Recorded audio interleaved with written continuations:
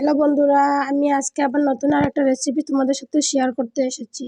এখানে দেখতে পাচ্ছ আমার কালকের ভাতগুলো রয়েছে, আমি ঝুরি করে নিয়েছি। আমি কেটে সবকিছু রেডি করে নিয়েছি। পেঁয়াজ কুচি, লঙ্কা কুচি, বিনসগুলো কেটে নিয়েছি। এখানে আমার ফুলকপিগুলোও কেটে রাখা হয়ে আমার হিট হয়ে গেছে।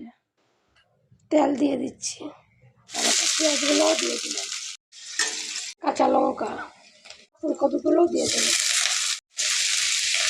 বিনসগুলো দিয়ে দেবো, মতন লবণ দিয়ে দেবো, হলুদ গুঁড়ো দিয়ে দেবো, অল্প জিরের গুঁড়ো দিয়ে দেবো, নাড়িয়ে নেব। দেখতে পাচ্ছ আমার এগুলো ভাজা হয়ে গেছে। এখন আমি এর মধ্যে ভাতগুলো দিয়ে দেবো, মিক্স করে নিয়ে নেব। হলো ভাতগুলো ফ্রাই করা। এর মধ্যে এখন আমি অল্প ধনিয়া পাতা কুচি করে দিয়ে দেবো। দেখতেই পাচ্ছ আমার ভাতগুলো ভাজা হয়ে গেল। কেমন লাগলো দেখে অবশ্যই জানাবেন।